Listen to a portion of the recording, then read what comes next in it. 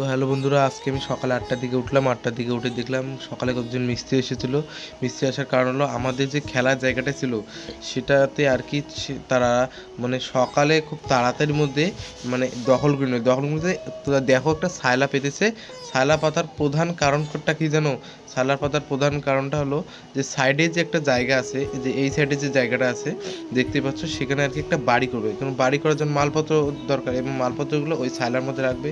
কিন্তু আমাদের খেলার জায়গাটা সেখানে বন্ধ হয়ে গেলো। এখন আমাদের খেলার এক জায়গা আছে, কিন্তু আমরা ওখানে কোর্ট পেতেছিলাম, আমরা জানতাম না ওখানে হবে।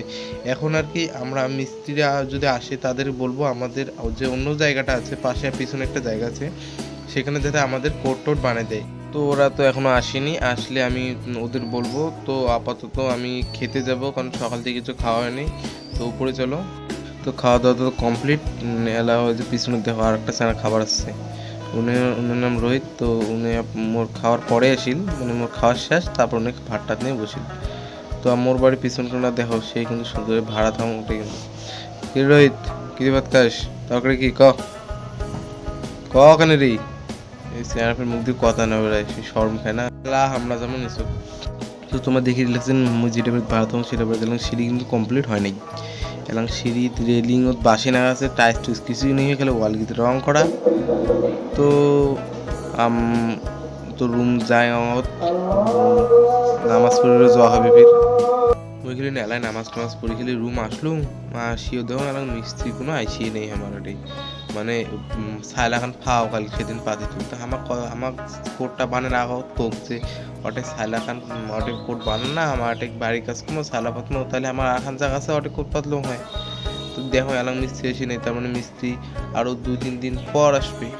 মানে বাড়ি কাজ এলাম চালু হয় নাই, কদিন পর চালু হইবে।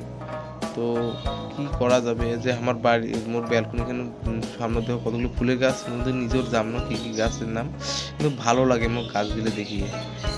ব্যালকনি কেন মোর বাড়ির সবথেকে বড় ব্যালকনি এখানে। আর তোমায় দেখো কোনো মিস্ত্রি নেই, খেলে ছায়লা এখন বানিয়ে থুছি তো তিখান অনেক জন্য আমার খেলাও ভালো লাগছে না।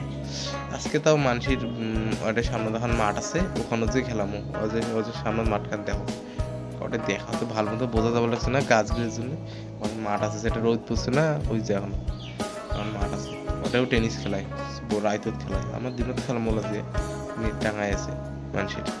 তোমরা সবাই জানেন যে মুই রাইতত ভিডিও বানামনি, তোমার আহত করছো ওই জন্যে।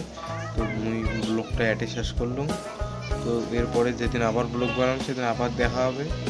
তো তোমরা সবাই ভালো থাকেন, দোয়া করেন যাতে আমি আরও ঘুরে যাওয়া পাং। তো টাটা, বাই বাই, পরে আরও দেখা হবে।